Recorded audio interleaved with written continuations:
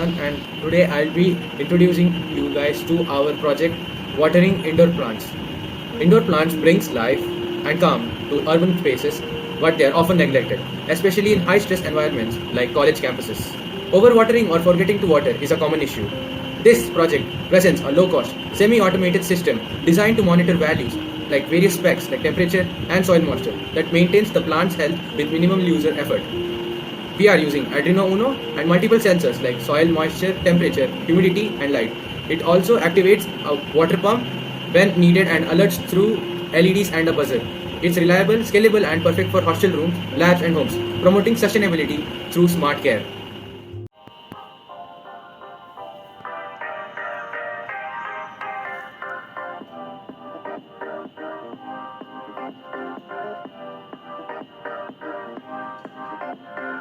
Let me explain the working of the system.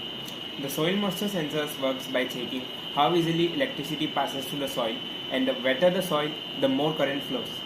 The DTS sensors measures temperature and humidity using a thermoresistors and a humidity sensor material. It gives digital readings to the Arduino. The LDR or light dependent resistors changes resistance with light.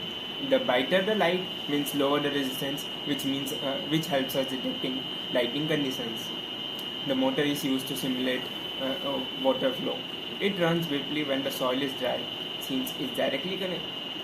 The LED turns on when the soil is dry, or when we want a visual alert.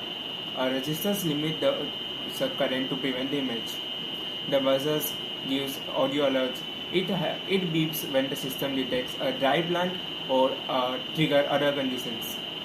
And finally, the HC05 Bluetooth modules are wireless communications. It sends data from Arduino to mobile app so we can monitor plant health remotely. Let's go to the code used in our smart plant monitoring system. We begin by introducing two libraries DTH.h to work with the DTH11 temperature and humidity sensors, and software serials.h for Bluetooth communication using the HC05 module. Next, we define the pins for each component: the soil sensors, the LDR, the LED pin, the buzzer pin. In the setup function, we initialize all the component settings. The pin mode is starting the serial monitor, the Bluetooth communication, and DTH sensors. In the loop function, we started by reading all values from the sensors, analog values for the soil and the LDR sensors, and digital values from the DTH11 for temperature and humidity. We then checked if the DTH sensor is working properly. If it fails, we skip the rest of the loop to avoid using invalid data. After that, we print all the setups readings to both the serial monitor and the Bluetooth terminal app so that the user can see live data on their phones. Now comes the logical part. If the soil value is above our set threshold, that is 750, that is the temperature, the soil is too dry, we turn on the motor to simulate for watering and light up the LED as an indicator. If the soil is already moist, we turn both off. Next, if the temperature is too high or the light is very bright, we activate the buzzer for an alert. Otherwise, the buzzer stays off. Finally, there is a short delay before the next sensor reading cycle begins. This helps the Arduino and continuously monitor plant condition and take simple actions, making it a smart and responsive system for indoor plant care.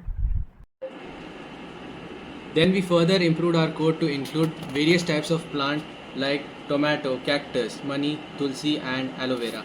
As you can see that the soil moisture is already placed in the Aloe Vera plant, and if we update the code to aloe,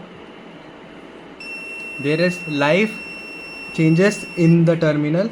You can also see that the threshold of soil, light, temperature and humidity seen. Now if I change the keyword to Tulsi, it gets updated. And the system behaves for the plants we selected. As you can see, this is our final project. Soil sensor is planted in Tulsi plant, and the soil is right now dry, so the motor starts working, and after watering the plants, the water stops when the soil moisture sensors readings go down, as you can see here.